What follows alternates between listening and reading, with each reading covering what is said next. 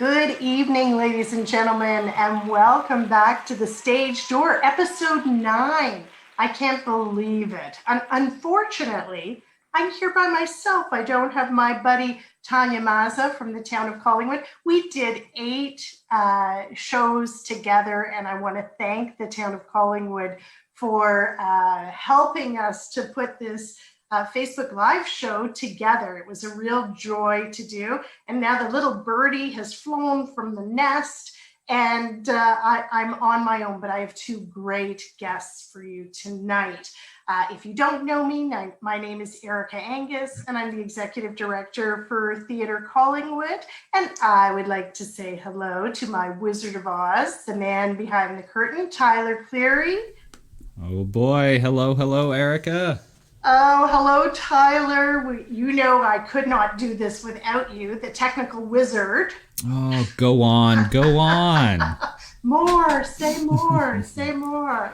Oh, thank you. How are you doing, Tyler? I'm doing okay. I'm not ready for winter. I don't know if I'm supposed to have shorts, if I'm supposed to have a t-shirt. I don't know what's going on. So I know, and I hear that Friday it's going to get even crazier, like we're going to get rain on Friday. Who knows? Who knows what's going on? Do you have your brush for the car, or do you have an umbrella? What do you grab? I know. It's crazy. I have a question for you, Tyler. Please. You know, it's Christmas time. It's getting that time. I brought my little, I switched Shakespeare out to the Christmas moose here. Nice. Tyler, what's your favorite Christmas movie? What's your go-to? Oh my goodness. Man, I'm so torn because I want to say Nightmare Before Christmas, but that feels like a cheat. It kind of feels like a cheat. It's a little bit of one, but it's fun. It has to be my favorite. I can sing pretty much any song in it. I won't do it now. Don't press me. But if I only knew. If I knew. It captures the magic, though. It captures the magic, and you know what? I think this year of all years, it probably feels even more applicable, considering the slide, right? You're so right. You're so right. You know, I'm kind of old school on the Christmas movies. All while I was growing up, my parents always had us watch A Christmas Carol. With Alistair Sim, the black and white version, the old. And I would be so scared. Like, I would actually be terrified by the whole process, but equally addicted to it. And I still do. Christmas Eve, I always have to watch that. So that's kind of my go-to. Except if I'm with my granddaughter, and then we have to watch The Grinch. Okay. Well, that's another classic. There's so exactly. Many. There's so many. I know. I have a little quote for you tonight. Ooh. It's by Daniel Pink. Artists give people something they didn't know they were missing.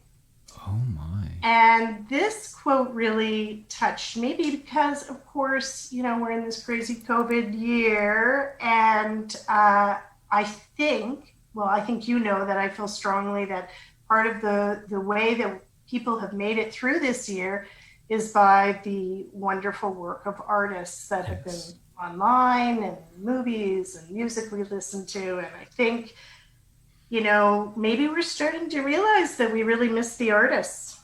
Oh my goodness. Absolutely. We miss the artists. I'm going to talk about how I was really excited the other day when I got to be with an artist again and with you, but we'll talk about that later. So Tyler, I'm going to go on to, I know what I want to say too. I want to say a special shout out to the new classical radio. Yes. That is 102.9 and 103.1. They are media sponsors of Theatre Collingwood. You know, we purchased some ads from them, but boy, do they ever beef them up. And I just want to say thank you so much to them. They've been doing some great advertising for us recently. So yay, everybody turn on Classical FM. It's a fantastic station. So thank you so much to them. And now a little bit of Theatre Collingwood news. I'm going to get a jingle made so that we have something really flashy at this time. Anyways, Theatre Collingwood news. So we have our AGM coming up, And it is going to be done in a very different way for us this year, as it has been for many companies doing their AGM, and that is that it will be online on Monday, December 7th at 3 p.m. If anyone would like to come to our AGM online, please just contact our office at 705-445-2200 or send us off an email at info@theatrecollingwood.ca, and we'll be happy to send you a link so you can visit us at our AGM this coming Monday, 3 p.m. And we did do our first virtual online show of the Missing Pages, and it was a total success. I was so thrilled. We actually had 103 links purchased for that, which was really fantastic for our first attempt. A little bit of a learning curve. I was very excited because I learned how to link my iPhone to my Samsung smart TV, and that is such a great thing to know how to do. Now I can read my emails on my TV on my big screen. So much fun. So anyways, that was a really interesting process, and we are very excited about our two next shows coming up online. One in particular is, of course, it has to do with my favorite movie, and that's A Christmas Carol. We have a fantastic cast. We decided that this is a very unique year, 2020. So our cast is all females. They are wonderful Collingwood celebrities, and I highly recommend that people tune in. They're very, very talented. That will run from December 18th to the 20th, and links are for sale through Theatre Collingwood. We do have one man that we have allowed to come on board with us for this, and we're going to meet him later. That's the fabulous Greg Gibson, who's our musical director for that show. Last year, we presented a staged reading of A Christmas Carol live at First Presbyterian Church. We didn't want to let it go this year and not do it, and so this year it will be online. So we have a little promo video that I would love to show right now. I wish to be left alone. Since you asked me what I wish, gentlemen, that is my answer. I don't make merry myself at Christmas, and I can't afford to make idle people merry. I help to support the prisons and the workhouses. They cost enough. If they would rather die, they had better do it and decrease the surplus population. You'll want all day tomorrow, I suppose. It's not convenient and it's not fair. A poor excuse for picking a man's pocket every 25th of December. But I suppose you must have the whole day. Be here all the earlier next morning.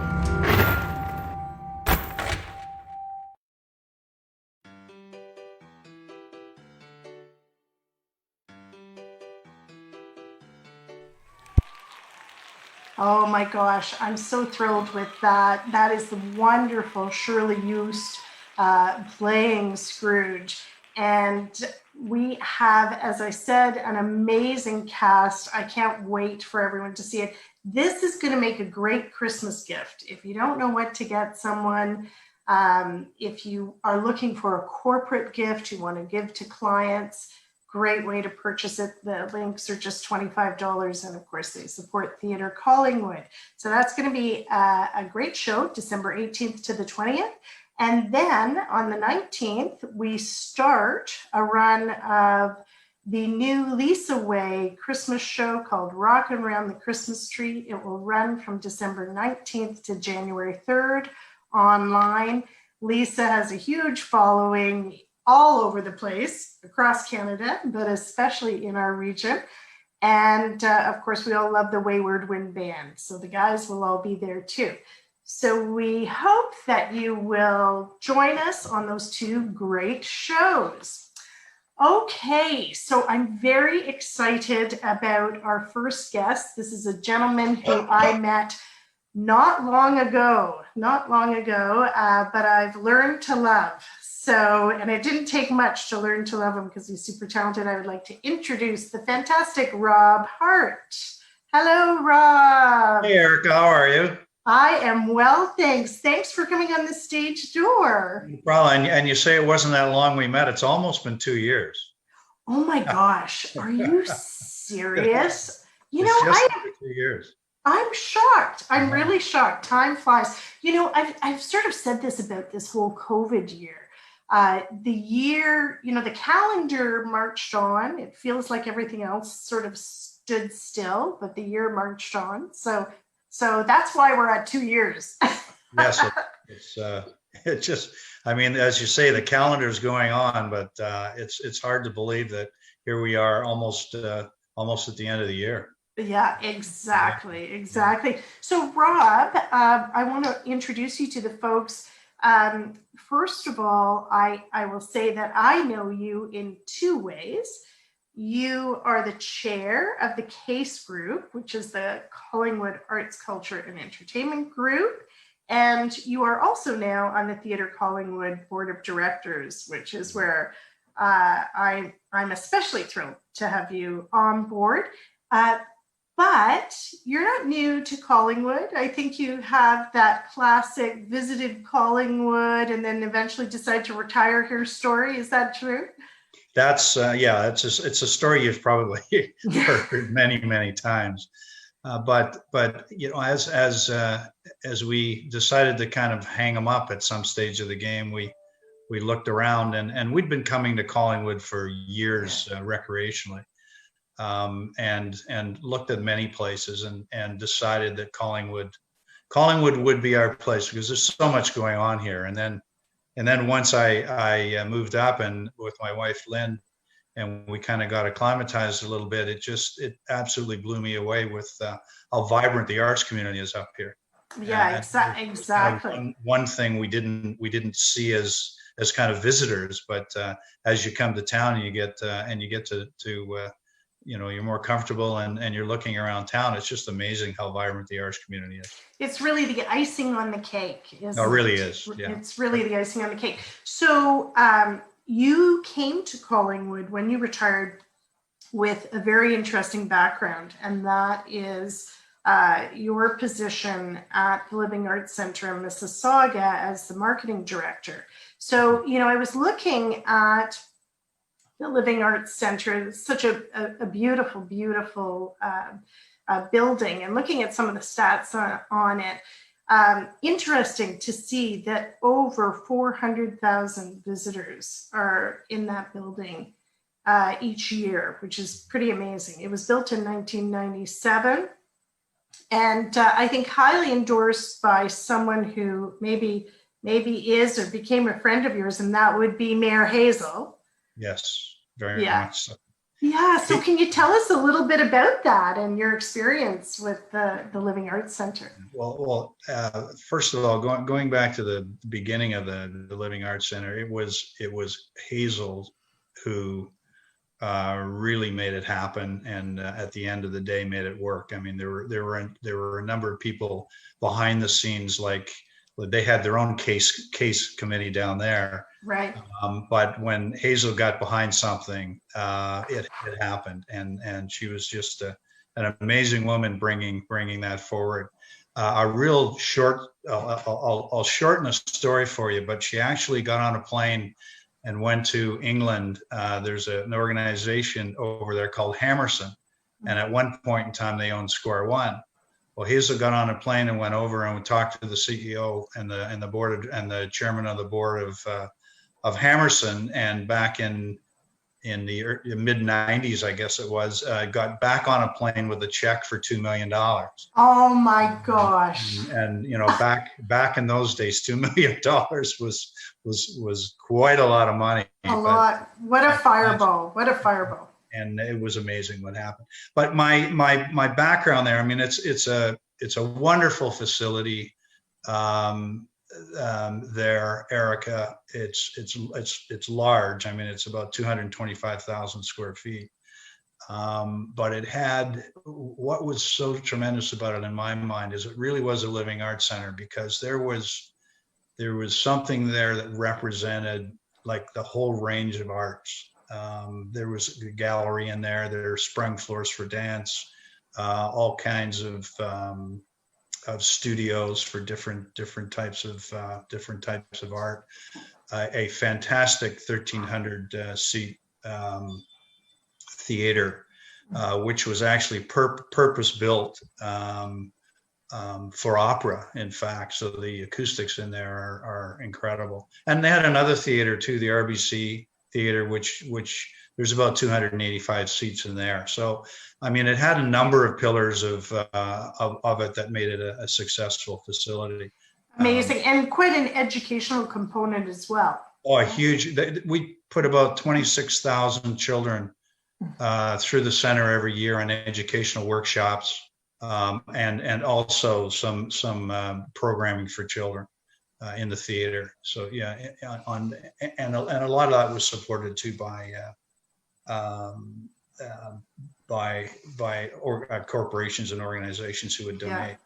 But it was a tremendous part of it, and any kind of facility, I think, needs to make sure that it can accommodate activity for education for the kids, because they are the future, right, in terms of the arts as we get older. Absolutely. I remember I was so lucky because I grew up in Toronto, and we had access to some really great arts events to go to, and we could participate in Kiwanis very easily, and we could go see plays, and I think it had a profound effect on me, and not just because I ended up working in that industry, but there are such skills through theater that children bring through their whole lives. It's amazing.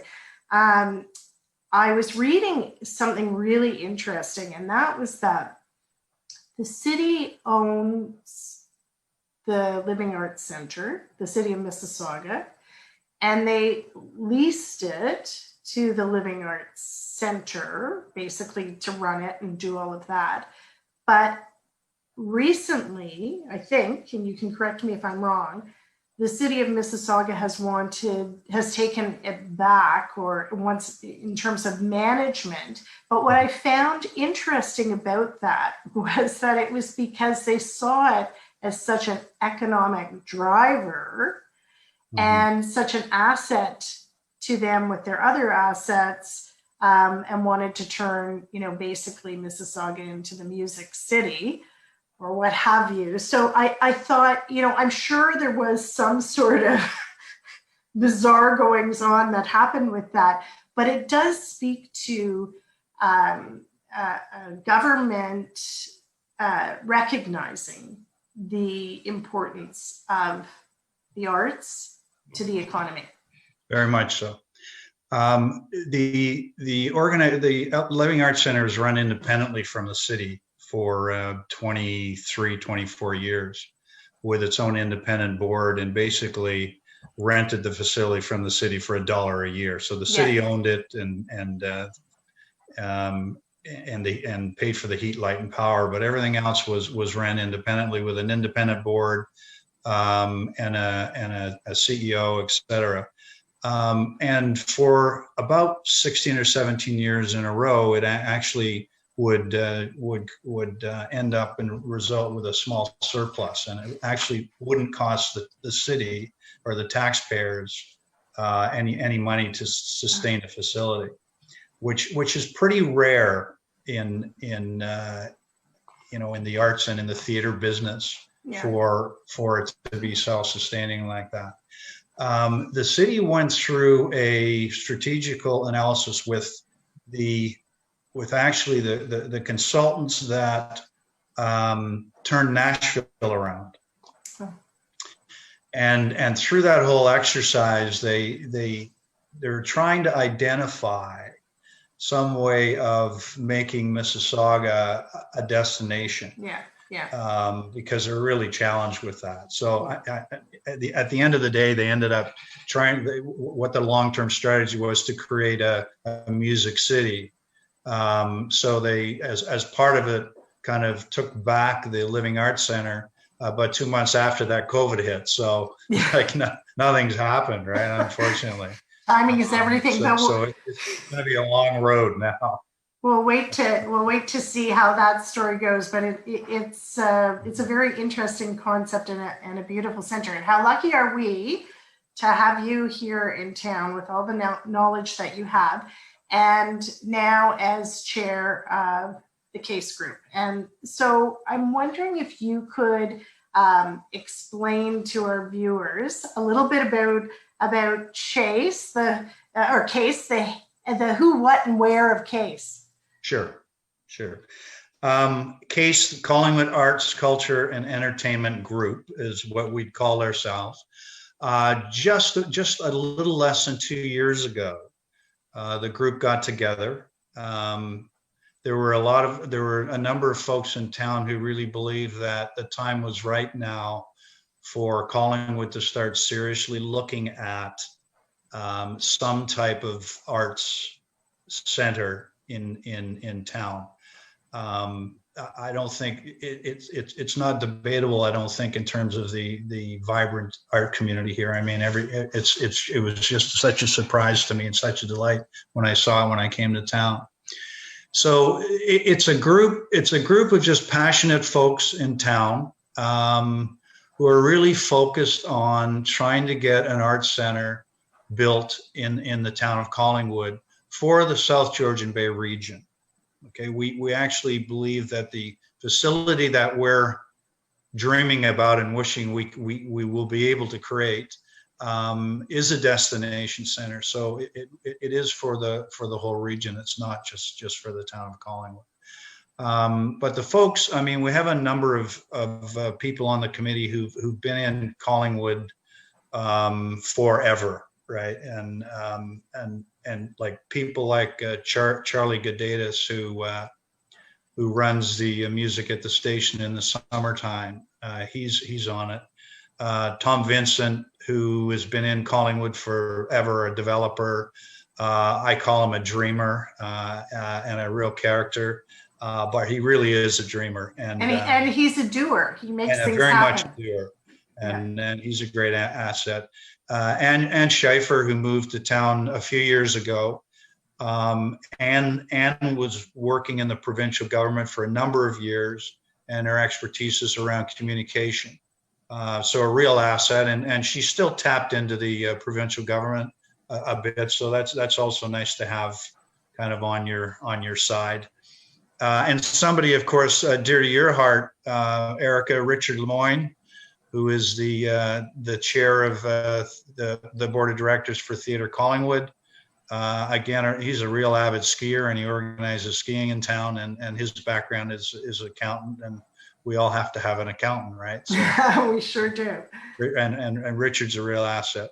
John Kirby, who was a councillor here years and years ago, is on our committee. He's in the real estate business now, but he's been passionate and been working around the arts and an arts center since the early 90s. So he's really excited about where we are with this one. And another one near and dear to your heart, Erica, would be 𝗥cie🗯 Sandberg, who has been involved with Theatre Collingwood for, I don't know how long, but for a long, long time. Well, Hella was actually there when Theatre Collingwood was first founded in some 36 years ago. Was a costume designer and makeup artist. She's also the arts historian of Collingwood. She has archived the history of the arts in Collingwood. So she's very passionate about seeing this happen. And she continues on gathering information, the historical records around the arts in town, and some of the content she has amazing, goes back like 50 years. Yeah. And Jeff Shear, who's the publisher of On the Bay magazine, he's an ex-Torstar exec, and He was also involved with the Institute of South Georgian Bay, and he's a great guy too from a communication standpoint. He certainly helps the group out a lot, and of course yourself. I mean, I'm there too, and I've been there for 2 years, and I don't even remember that. 2 years, absolutely. That's right. Yeah, so we're really looking to build a destination facility that can house all the arts, that has something in it for everybody. A multi-purpose facility. Very much multi-purpose, yeah. But the focus or the focal point in the Arts Center would be a theater. And we're hoping to be able to create a theater that can house anywhere from 200 to 600 people. And you'd really want to be able to it's the 600 people that really makes it the destination. But if you have something that's 250, you want to be able to make it still an intimate experience, and certainly not jeopardize any of the acoustical elements of the building when you're doing that. Right. So what can people do at this point to get involved or to help with the project? Okay. Where we are right now is we've met with the town many, many times on the project, and they've actually just implemented a feasibility study. They're going to select a consultant this month, and they're going to conduct a feasibility study in the early part of the year, with results to be out probably sometime in the spring. I don't know if it's early or late spring. So from the perspective of where we are, of course, we're waiting with bated breath to see what those results are. But what we're really focusing on now is to try and increase exposure to the CACE group and the project in the town and in the surrounding communities. So right now, the way people can help is they can go to our website, which is www.collingwoodarts.com, and just go on and register your support. And it's a non-financial support. Absolutely, so it's non-financial. We're not using the list for anything. It's only to register your support for the project and for the Arts Center. We believe now, 𝗥cie, is the time. I think the region and Collingwood has developed to a point where it really deserves to have what I would call a world-class arts center. Well, I couldn't agree with you more, Rob, and I want to thank you so much for all the work you're doing on this project and the whole group, and thank the community, because I know that we have huge supporters out there in the community. So we have, I know that you were a little worried about maybe, was this going to be too long a time to speak, Rob? But it is not. We could talk about this for hours, but we've come to the end of our time. So Rob, Hart, thank you so much for joining us tonight and for sharing that really valuable information about the CACE group. My pleasure. And just a final note, I would love to see Theatre Collingwood be our first tenant. Yay, me too. Me too. Yeah. Thanks, Rob. Thanks so much for joining us. Okay, so that is exciting. It's a project near and dear to my heart, and I know it is going to be a huge asset to our community and to the region. So our next guest, I'm very excited to bring on to the show. He is someone I have known for years, but in reality, for many years, I knew him without knowing he was a Collingwood boy. So I would like to introduce the wonderfully talented Greg Gibson. Hello, Greg. Good evening, 𝗥cie. Thank you for having me. Oh, thank you so much for joining me on the Stage Door. Greg, we do go back many, many years. And for many years, I knew you around the art scene. And I knew of your talent. I did not know you were from Collingwood. I was working in Barrie. And so in 2013, I came over to Barrie as the executive director for Theatre Collingwood, and we launched our season, and everything was going fantastic. And we were doing a production. It had just opened, just had our opening night. And then something happened that we just didn't expect. And that was, I can now talk about this after years of therapy. That was that it was a two-hander. There were two people in the show, and one of them got arrested that night after the show. And that meant 50% of our cast was gone.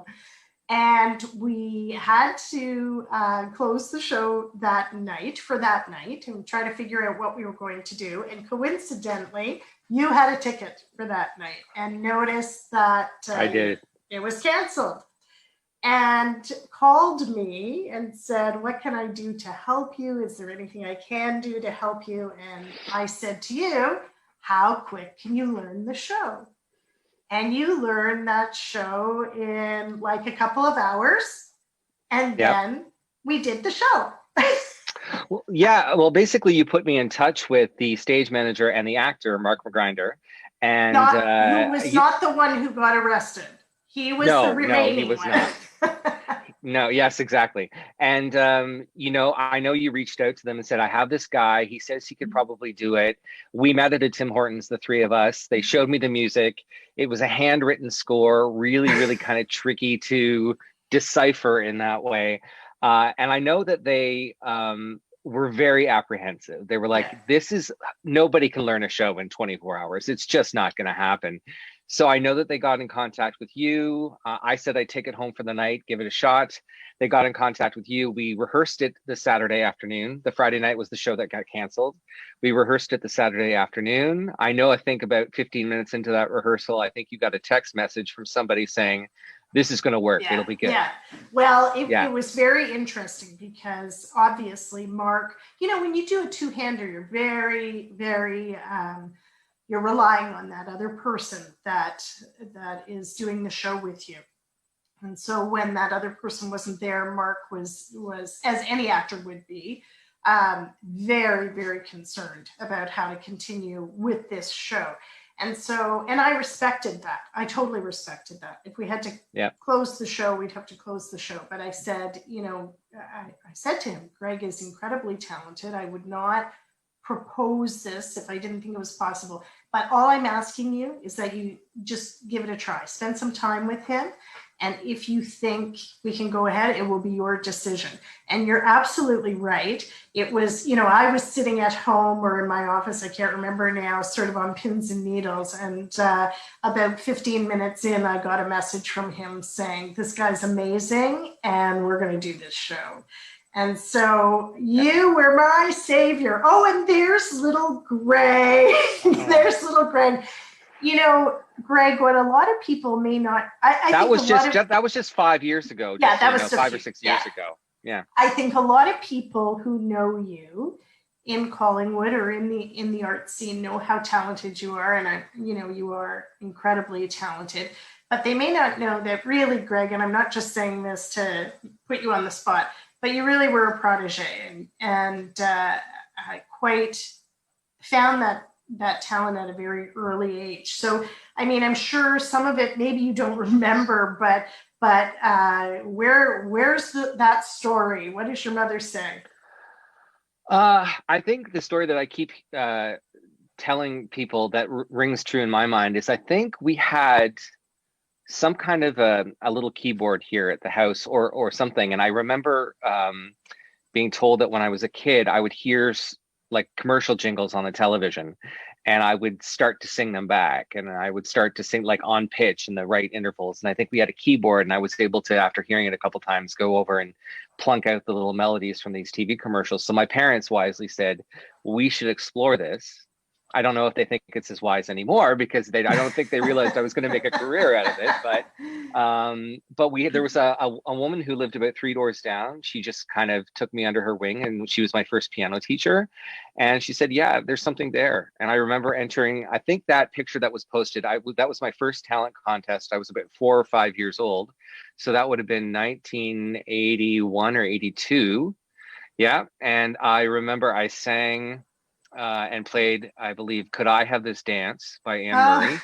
And I remember getting a $5 prize for being the youngest competitor and a $10 prize for getting an honorable mention. So $15 for a 5-year-old back in 1981. That was a lot of money. That's huge. That's huge. And look at the beautiful matching pants and vest ensemble too.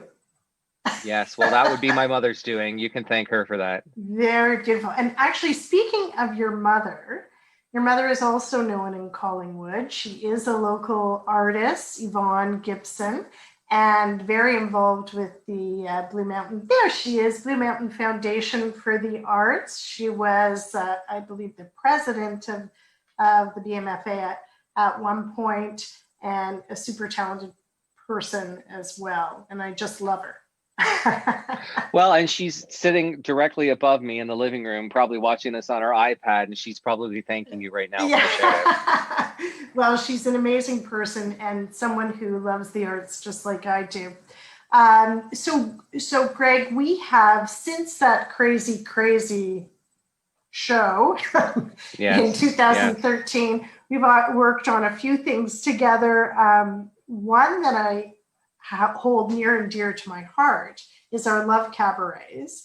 The All You Need Is Love Cabaret, which was super fun to do with you, where we bring in artists that we've worked with in the musical theater world. And you have certainly worked with many artists in the musical theater world. I know most of the regional theaters around you have been a part of their shows.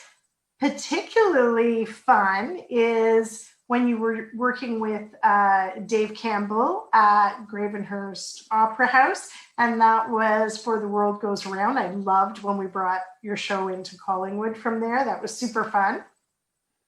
That ranks up there as one of the most challenging shows, but also one of the most rewarding shows for sure. I had worked 3 seasons with theater with the Gravenhurst Opera House, and I had done The Marvelous Wonderettes the first year, Swing the second year, and yes, then we did The World Goes Round the third year with a big cast and a big band, and we got to bring it to Collingwood, and it was just such a great experience. And for those who don't know that show, it really changes up. Like it really goes from one end of the spectrum. Like they're constantly changing vignettes. Yes, it's a celebration of the music of Kander and Ebb, who wrote Chicago, Cabaret, a whole bunch of amazing musicals, movies, whatnot. And it really runs the gamut from All That Jazz to Mr. Cellophane to Kiss of the Spider Woman, like all these amazing big songs. And they were certainly done in arrangements that were very unique, but were also like show-stopping. It was just, I had such energy and focus, and I enjoyed playing every show. It was great. Look at you there in the middle of the screen being featured. Yeah, I'm like, what are you looking at? There's nothing special going on here. You don't always see the musical director or band members like that, so I loved seeing you right in the middle there. Also, I think you and I both would agree that Dave Campbell is just one of the most lovely people on this earth, so what a joy to work with him. And I think also in that show is Debbie Collins, right? Yeah, Debbie Collins was in that show. I know she's a good friend of Theatre Collingwood as well. And she's just a dynamite performer in everything I've ever worked with her on. And she's a great director and just an amazing powerhouse, just on stage and off. Super talented. So Greg, through all these wonderful shows, you ended up going in a little bit different direction with your music. And maybe you could tell us a bit about that world. Sure, absolutely. Yeah, around 2010, I had a bit of a lull. I didn't have anything lined up for about 6 straight months, and I was a little bit panicked. I hadn't worked a Joe job in a while, and I'd just been able to do theater and whatnot, and do some private teaching and whatnot, and it was kind of, it had disappeared. So I reached out to a few colleagues, and one of them said, "Hey, I've worked on cruise ships before. Maybe you could audition. I know this guy, audition for him. He can get you on a cruise ship." And I kind of thought, cruise ships, there's a little bit of a negativity associated with working on a cruise ship when you're a musician for a lot of people. And I had that apprehension in my head. But I auditioned, and they said, "Yeah, you're a great pianist. You've got a good ear. You can read music very quickly. We need that. Let's send you out." And I thought, well, I have nothing to lose. If I do it and I hate it, I never have to do it again. This was in, I think, January of 2010. I had auditioned for, on the Wednesday. I got a call on the Thursday saying they needed me to fly out Saturday and join a ship, but only for 2 weeks, just for fill-in. And I thought, that's perfect, because I can try it and see if I like it. Right. And I ended up doing it for 10 years with that one company. Which is amazing. Absolutely amazing. Yeah. What would you say, what is that experience like? I would imagine there's a lot of sort of learning on the fly. Like you're not just in the main theater. There's things going on around the ship, and yeah. We served 3 functions. We were in the lounge. So we were playing party music, dance music, for everything from the 1950s up to the 80s, 90s, 2000s. I remember my first day on a ship. Then I got settled into my room, and they said, "Okay, we're going to have a rehearsal at 12 noon." They threw these music books at me, songs I'd of course heard, but had never played before, and said, "Okay, we've got 3 hours tonight. Take a look at this. This is what we're working on." And they just kind of throw you in with both feet. And actually, as you know from our Theatre Collingwood experience, I kind of thrive on that stuff. So it was great. You can do it. You can do it. And so that was the first one, the lounge. And then second is for production shows. So the singers and dancers on the ship, we back those shows. Yeah. And then the third is guest entertainers. The everything from singers, vocalists, instrumentalists who come on board the ship with music for a 45-minute show. We rehearse their show for an hour in the afternoon, and then we do 2 performances at night. So you have to be adaptable. Every single day is a different day. And yeah, so I spent 10 years doing that specific job as a musician and a band leader for Holland America Line. That's incredible. And when I have been on several cruises, and one of the things I always find is that I go into the theater, or not even the theater, into the lounges, wherever, and the facilities that they have are unbelievable. And as someone who has been searching for a home for our theater company, I am always incredibly envious of the magnificent theater spaces on the ships. It's really incredible. It absolutely is. And actually, having been with Holland America Line for 10 years, I was very, very comfortable. Of course, I was splitting my time. So I was doing time on the ship, and then I would come home and either do a show in the summer or a show at Christmas, something like that. So I kind of had that balance. But it wasn't until 2000 and what year are we in? Oh, yes, the year that shall not be named. It wasn't until 2019 that I kind of jumped ship, so to speak, and moved over to Norwegian Cruise Lines. Right. I got the opportunity to work on a show that I never thought I would get to work on. Tell everyone. Jersey Boys. Woo! Yes, and I had seen the show several times in Toronto, and I'd actually gotten the opportunity to sit on stage. Now, the musicians for Jersey Boys a lot of times are on stage, so I was able to sit next to one of the keyboard players on stage for the first act and watch what was going on, see what he was doing on his music, and then for the second act, I sat in the basement with the rest of the musicians and got to watch it from there. So I was always enamored with the show. Norwegian Cruise Lines has been doing Jersey Boys for a few years now, and I auditioned. Actually, I was on a ship, a Holland America Line ship, when they were auditioning. So I kind of on the sly rather, had to audition for Norwegian Cruise Lines. Yep, that's a picture of the cast that I just worked with. I had to audition for Norwegian Cruise Lines while I was under contract with Holland America. I auditioned on a Friday. Again, another very quick turnaround. I auditioned on a Friday. I heard on a Saturday that they liked my audition. They just needed to find the spot for me and, stay tuned. And I think it was about a week and a half, 10 days later, that I got an email saying, we'd like to offer you the contract of keyboard 2 and the associate musical director for the next contract. And what we'll get you to do is we'll get you to learn the show from a music director standpoint, but you'll actually get the hands-on experience of playing the show. Yeah, it was great. So I spent, they rehearsed, that picture there is at our rehearsal space in Tampa. So they flew me to Tampa in July of 2019. And I did 6 weeks there as the associate music director and pianist, and then went to the ship. The cast had been rehearsing on land, obviously, but we also installed the show on the ship, did it there. And as I was doing my 4 to 6 month contract on the ship, I was also training to be the music director. So then in January of 2020, they flew me to Tampa again, from the ship to Tampa. And I rehearsed there with the new cast, that cast on the screen, as their music director, not as their associate music director. And then we flew to the ship and installed the show and opened the show in mid-February. And then on March 21st, I flew home 4 or 5 months earlier than I had planned. Right. And Greg, did you have to, was it a challenge getting home for you? Because we hear these stories about people working on ships that had to stay. And I think at the time, we were all feeling like it was a challenge to get home.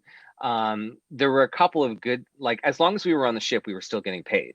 Yeah. So even if we weren't performing, and we weren't allowed to perform, we were still getting paid, which of course is the company's reason for getting us home as quickly as possible. We were based out of New York at that time. So we had let off all of our passengers in New York City, and we had been told no more passengers were going to be getting on. And so we were just going to hang out in New York City for a few days. No one was allowed to get off the ship because COVID had set in and they were starting to lock things down. Well, they were going to come up with a plan on where to get us to go home.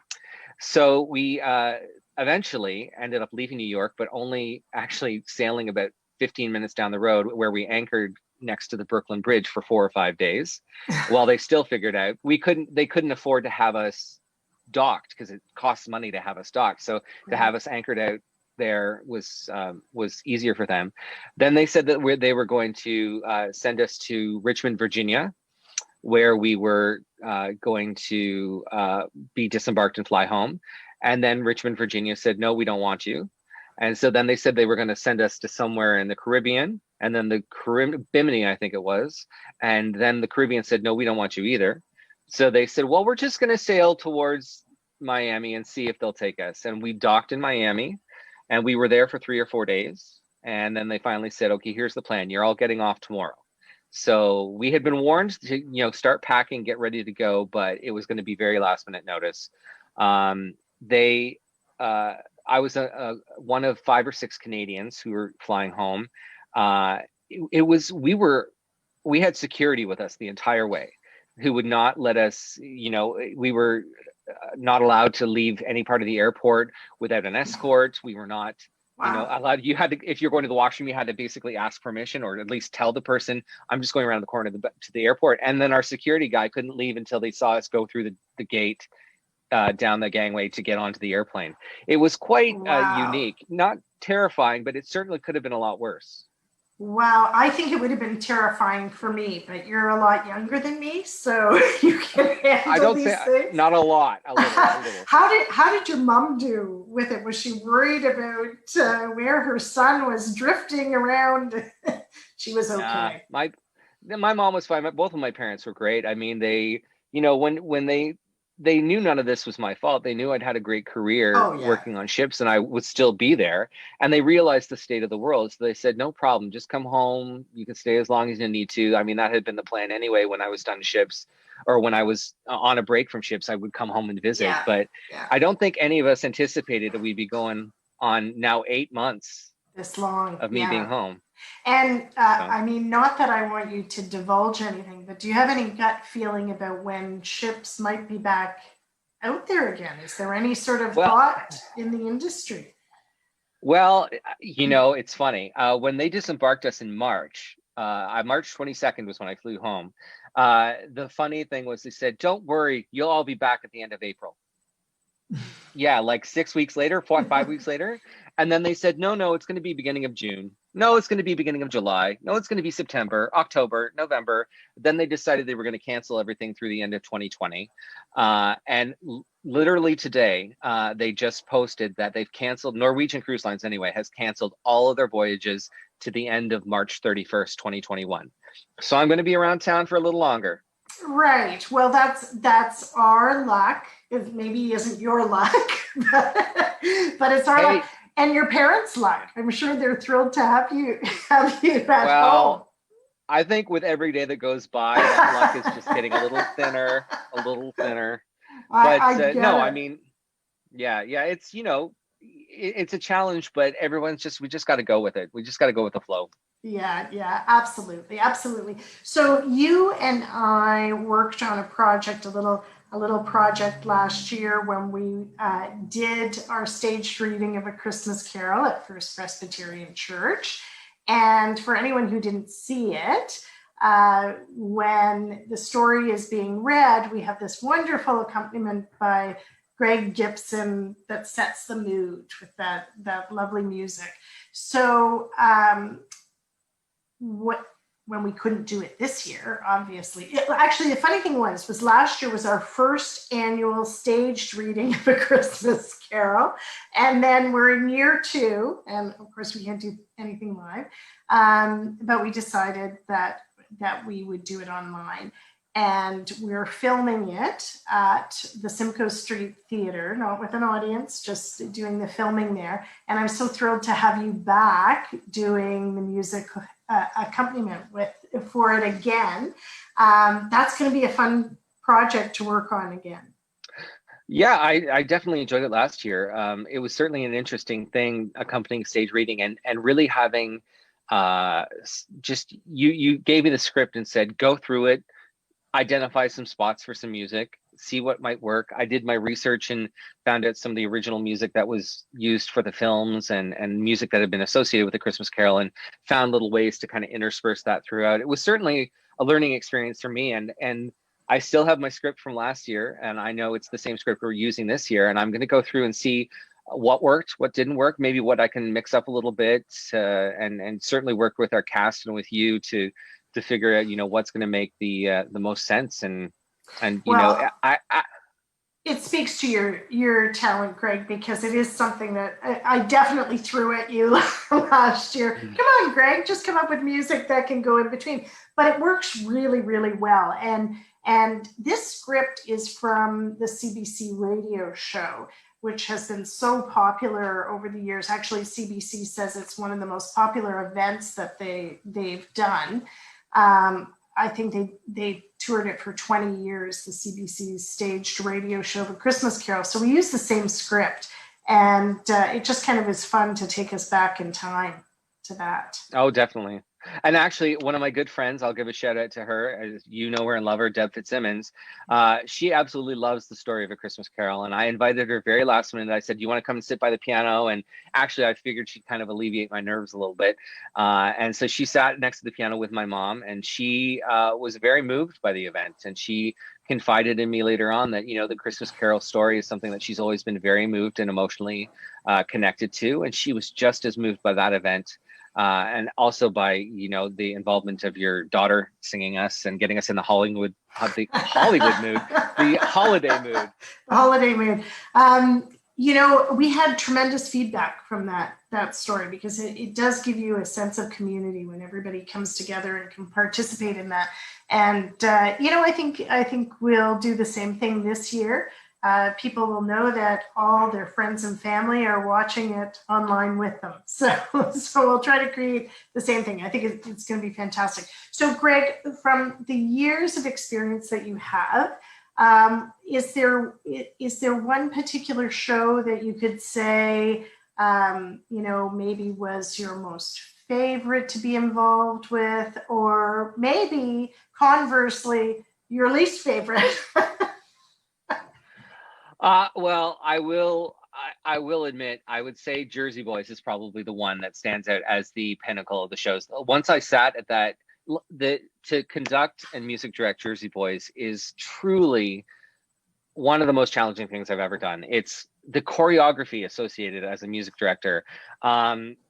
So most of that show is run on a click track. So I have to start a click for all the musicians to be able to hear, to keep us in time, because you've got musicians on stage and you've got musicians in different sections and we all have to play together. So I'm starting a click with an iPad. I've got a microphone in front of me. I'm talking to the other musicians.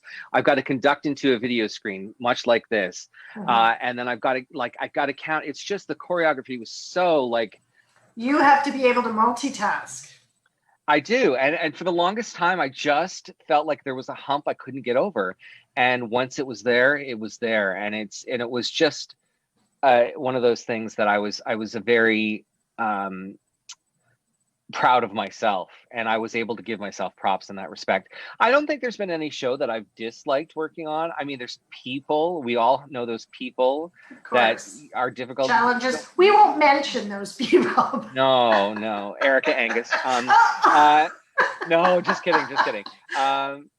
No, there's those people, and there's theater companies where you realize there's going to be challenges, but I think every show that I've worked on, every project that I worked on, I've been able to learn something and take something valuable away from it, whether it's, to be able to stand up for myself a little bit stronger, or whether it's, working with an actor who I've admired for the longest time. So I'm not going to throw anybody or any show or any people under the bus. I've worked everything from community theater to professional theater in Canada and the US. It's just like different people, different experiences. And I find value in all of them. The big shows, the little shows, it doesn't matter. Well, Greg, you are so talented. We're so lucky to be able to say that you were born and raised in Collingwood. You went to CCI, right? I did, yes. Yeah, so let's give a shout out to CCI. Yes. You are an amazing person, and I feel very lucky to call you my friend. And I can't wait till we can work together again. So thank you so much for joining us tonight on The Stage Door. Thank you for having me anytime. Oh, fantastic. Well, I can't believe that we've actually come to the end of another hour. It's quite unbelievable. Our next show will be 2 weeks from now on Wednesday, December 16th. If you're wondering who's going to be on that show, just check our Facebook page for Theatre Collingwood, and you will find out there. I also encourage people to go to the Theatre Collingwood website, theatrecollingwood.ca, and sign up for our newsletter, because that is the best way to get all the information on Theatre Collingwood, the latest news. We would really appreciate you doing that. I'd like to say a big thank you to, once again, my Wizard of Oz, Tyler Cleary, and thank you to everyone for tuning in again tonight. Have a super week, folks, and don't forget to put your mask on and wash those hands. Ciao.